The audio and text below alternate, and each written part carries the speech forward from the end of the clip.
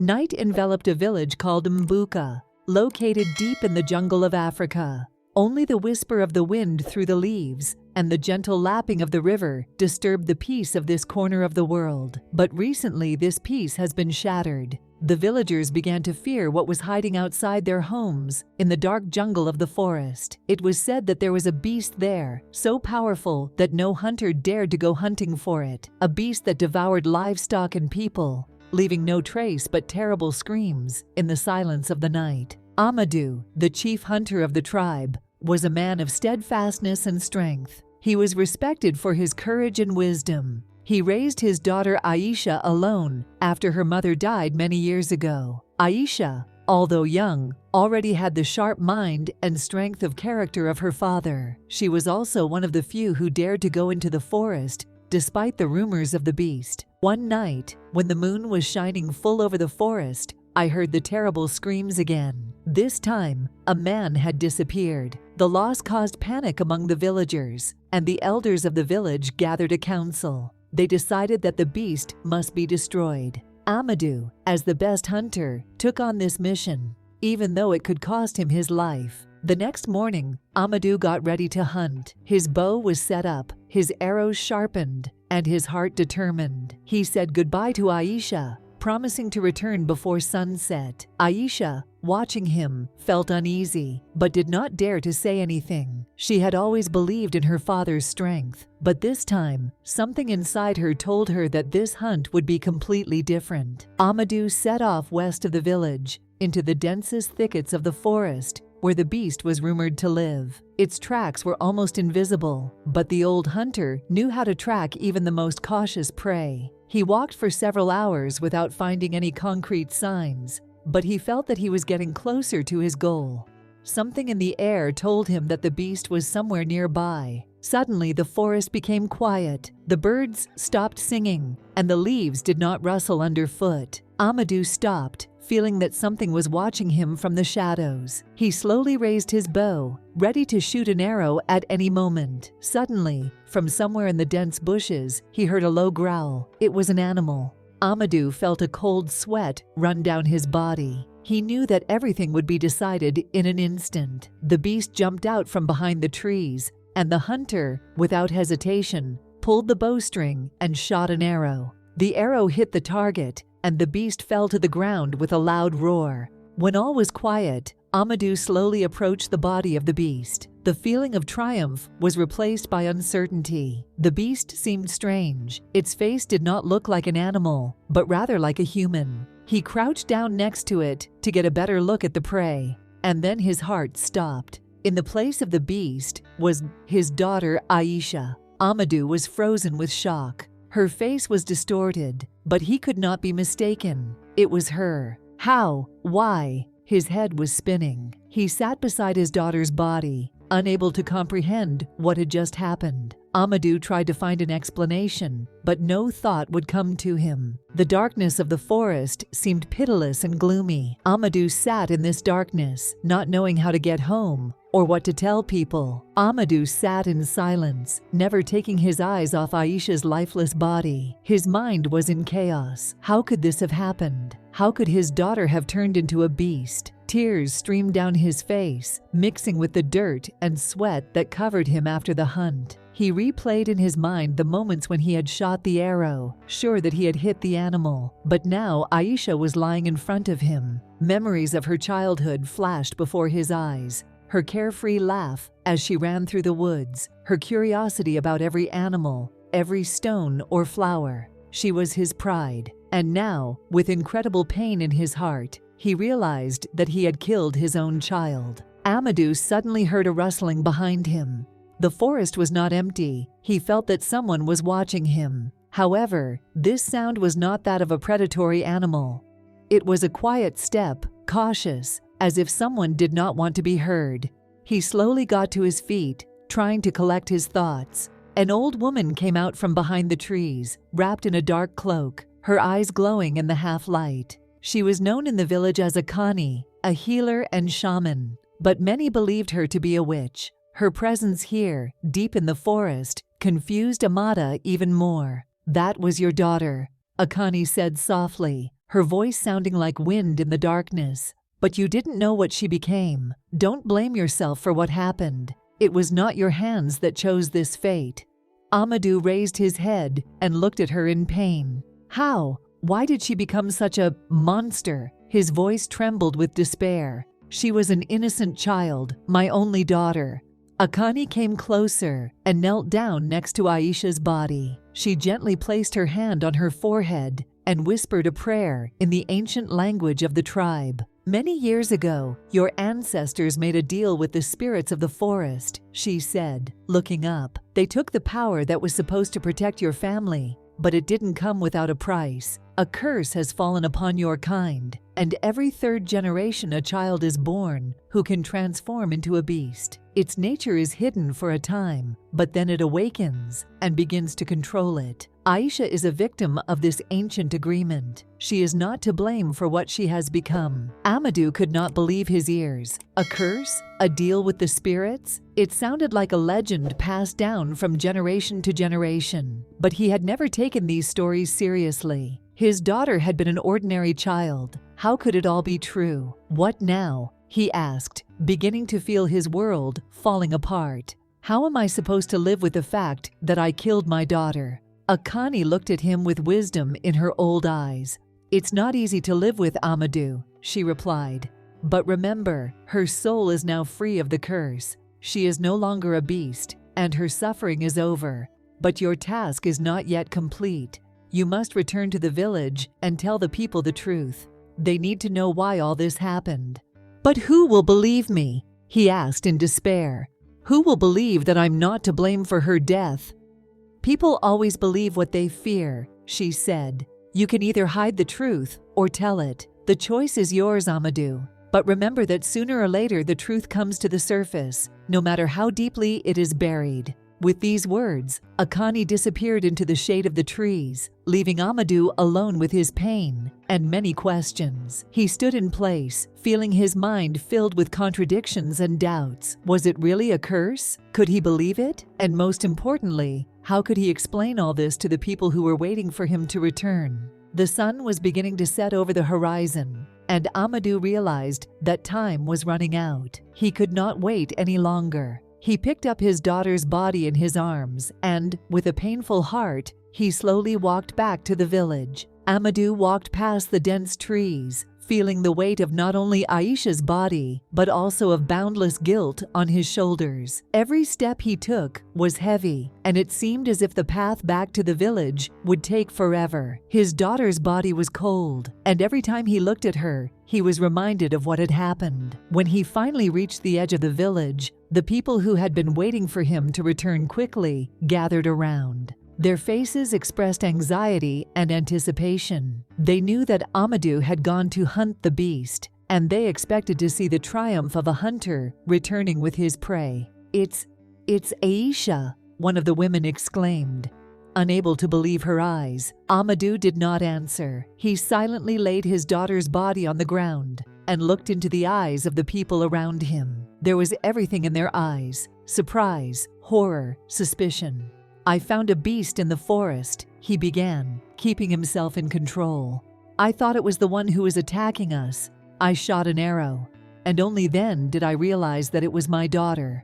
The village froze. People could not believe what they were hearing. How could a hunter kill his own child? And what did it mean that she was a beast? "It's impossible," said one of the elders, his voice deep and serious. "Aisha could not have been the beast they were talking about. Why did you do this, Amadou?" Amadou realized that the answer to this question was more complicated than simply describing what had happened. He remembered Akani's words, and he felt doubt again. Should he tell people about the curse? They might not believe him or even start blaming him. But what if they did understand? He summoned all his resolve and spoke, his voice calm but determined. "You have all heard the legends of the spirits of the forest and the agreements made by our ancestors. Many of us thought of them as fairy tales, but I have learned that they are true. A curse fell on our family many years ago. Aisha became its victim. She turned into a beast, and this curse controlled her." His words caused a wave of whispers among the people. Some looked frightened, others puzzled. "It's true," he continued. "I didn't know I was shooting my daughter. I thought I was saving our village from a threat, but now I realize that the threat was within our family. It's an ancient curse, and it took her." "Why should we believe you?" one of the young men asked, looking at Amada with suspicion. "How do we know you're not just trying to justify your murder?" Doubt grew among the people. No one wanted to believe in the supernatural. They saw only what was obvious: a man who had killed his daughter. At that moment, Akani emerged from the crowd. Her dark figure appeared in the village square, and her presence again caused whispers among the people. She approached Aisha's body, bending over it silently, and said something in the ancient language of the tribe. Then she raised her head and looked at the crowd. "I saw everything with my own eyes," she said quietly, but her voice sounded confident. "This curse is real, and what happened to Aisha is a consequence of the deal our ancestors made with the spirits. Amadou was not to blame for her death. He was just a tool in the hands of fate." The crowd fell silent. Akani's words carried great weight with the villagers. They trusted her as a healer and shaman, even if they were afraid of her. After she spoke, some faces began to express understanding and sympathy. "So what are we supposed to do now?" the elder asked, breaking the silence. "If the curse exists, does it mean that others can be affected as well?" "The curse did not end with Aisha. It continues to exist in our family, but there is a way to break it. It requires sacrifice and determination. We must join forces to beg for the Spirit's mercy and save our family from further tragedies." Akani's words made people think. They began to realize that it wasn't just Amadou and his daughter. It was everyone. The curse could affect anyone. And now they had only two choices: either fight what came from their past or let it destroy their lives further. Amadou stood next to his daughter's body and looked at the people. He realized that now was not the time for pity or sadness. He had to fight, just as he had fought all his life. Only now his enemy was not the beast, but something that was hiding in the depths of their shared history. At night, a thick fog hung over the village, and people gathered around the fires, trying to keep warm and feel a sense of community in times of anxiety. Akani, Amadou, and the tribal elders discussed the next steps. The curse that had engulfed their family had become a threat not only to individuals, but to the entire village. "We must go to the sacred lake," Akani said when everyone was gathered. "It is there, many generations ago, that our ancestors made a deal with the spirits. Only there can we find answers and try to lift the curse." Amadou listened in silence. His heart was heavy with the pain of loss and guilt, but he realized that his mission did not end with Aisha's death. He had to not only deal with the consequences of his actions, but also protect others from repeating this tragedy. "How far is this lake?" asked Elder Niam, Amadou's closest associate. Akani looked up to the sky. "It's not as far as it looks, but the journey will be difficult. The lake is protected by the spirits of the forest, and they will not allow us to pass without trials. Everyone who goes there must be prepared to face their fears." "I will go," Amadou declared. "It is my responsibility. If there is a chance to save others from the fate that Aisha suffered, I will not back down." Others looked at him with respect, but also with fear. After what happened, some began to doubt his ability to make the right decisions. But now they had no choice. Amadou knew that he was the only one who could endure the difficult path. "We will also go with you," Niam said, looking at the other elders, who nodded their heads in approval. "We have to defend our village together." The next morning, Amadou, Niamv, Akani, and several other elders set out on their journey. They left the village before sunrise, plunging into the dark and mysterious forest that enveloped them on all sides. The shadows of the trees grew thicker, and the feeling of an invisible presence grew stronger. The forest breathed with something ancient, and it seemed that the trees themselves knew about the agreement their ancestors had made. Their path ran through narrow paths that had not been used for a long time. From time to time, they heard the rustling of leaves, which made each of them look back. Each of them felt an invisible threat that overtook them with every step. "The spirits already know we are coming," Akani said quietly, looking deep into the forest. "We have to stay alert." Her words became a prophecy. Suddenly, a figure appeared in front of them, tall, almost ghostly, with blurred outlines. It watched them silently, its eyes glowing with a cold glint. "Who are you?" Amadou asked, taking a step forward. But the figure did not answer. It raised its hand and pointed at Amada. "You," it said in a cold voice that echoed deep in the forest. "You are the murderer. You're the one who broke the agreement." Amadou clenched his hands into fists, feeling fear and anger wash over him at the same time. "I didn't know I was killing my daughter," he said, "but now I'm here to fix what happened." "Fix it." The figure smiled slightly, and its face seemed to darken. "I didn't come here to ask for permission," Amadou replied firmly, his eyes burning with determination. "I'm here to save the others, and you can't stop me." The figure stared at him silently for a few more seconds, and then melted into the fog, as if it had never been there. "This is only the beginning," Akani said, her voice calm but worried. "The spirits will test you. Be prepared for your guilt to become your greatest enemy." Amadou nodded silently and continued walking forward. He knew it was true. His main enemy was not the spirits, the forest, or even the curse. It was his own guilt, which he must now overcome to save his village. The journey to the sacred lake had just begun, but Amadou already felt that the greatest test was ahead of him. And he knew that his every step would be accompanied not only by the memories of Aisha, but also by the shadows of his own guilt. But now he had a single goal: to prevent the tragedy that had already taken his daughter from happening again. The forest seemed endless. The shadows of the trees flowed into each other, turning the surrounding space into an unending nightmare. The darkness, which grew thicker with every step, pressed on the travelers, as if grabbing them by the arms and legs. Each new sound or rustle scared them more than the last. Amadou walked forward, feeling his body react to the invisible threats. He saw the shadows slide past them as if they were alive, making them feel as if they were trapped. Niam walked beside him, holding a torch that glowed faintly, struggling against the thick fog. "We're close to the lake," Akani said quietly, peering into the forest. Her words were hopeful, but also anxious, because the lake promised not only answers, but also new challenges. "Something is wrong here," Niam said, stopping and raising his hand. The silence, it's unnatural. Indeed, the forest was strangely quiet. The sounds of insects, birds, and animals that had accompanied them until now suddenly disappeared, as if all living things had suddenly lost their voices. "We are in the center of the curse," Akani whispered. "They are ready to meet us."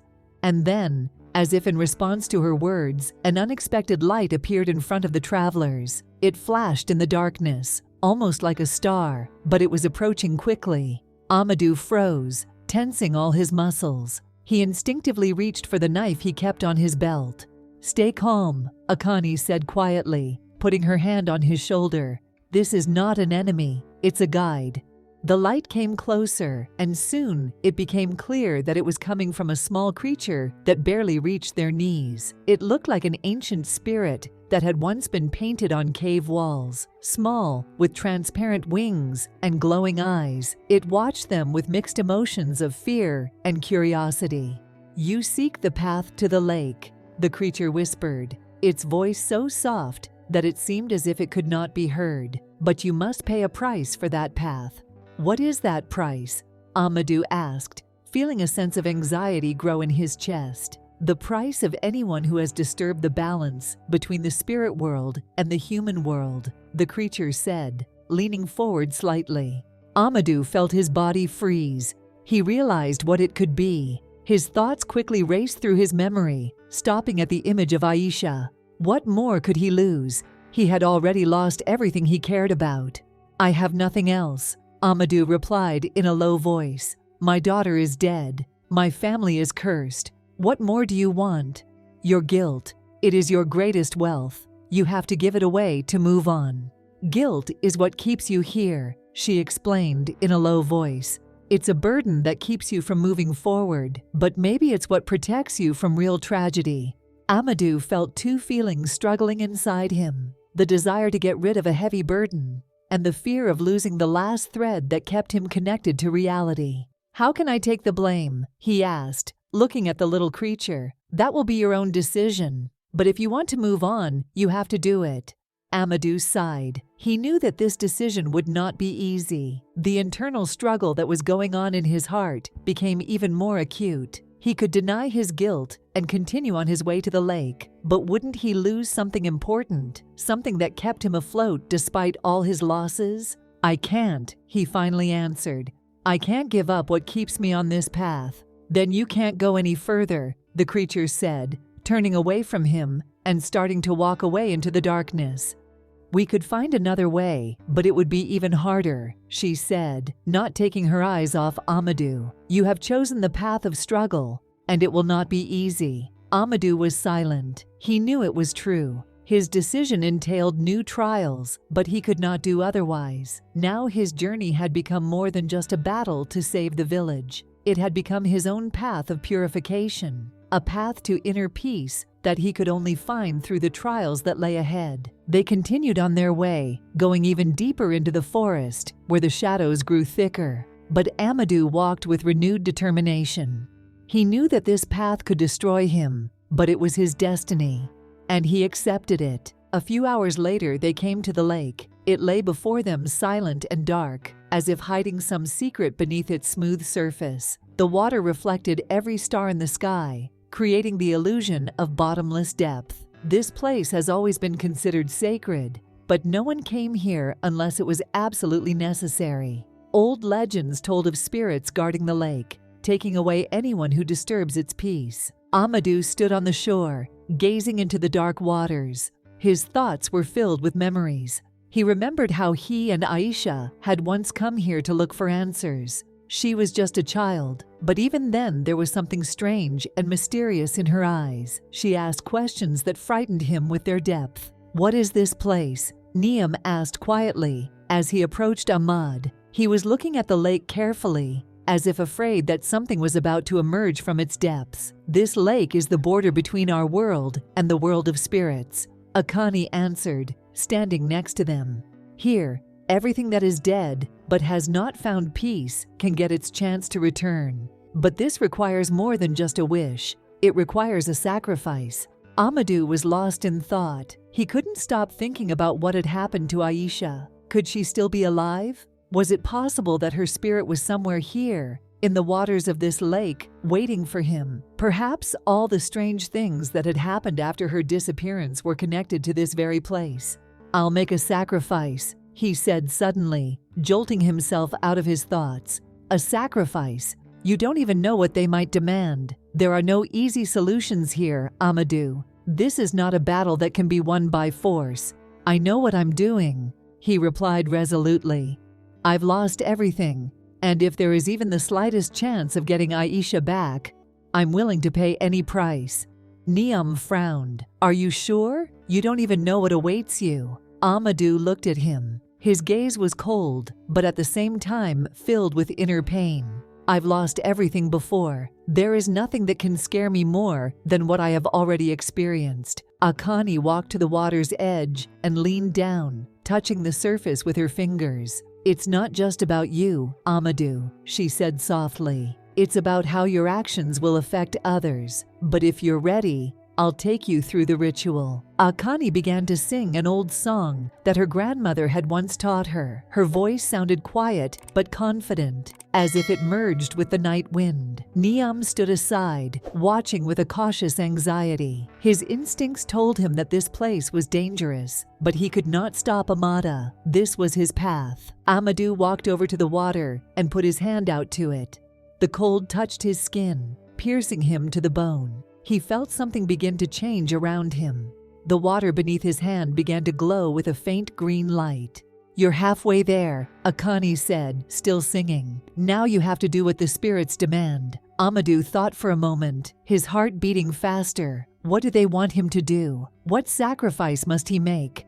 Suddenly, a fog began to emerge from the water, thickly covering the shore and creeping toward them. Amadou felt a sense of fear overwhelm him. It was as if invisible hands were reaching out to him, pulling him into the darkness. "What is it?" he asked, gasping for breath. "It's a test," Akani answered. "They are testing your heart. If you pass, they will give you a chance.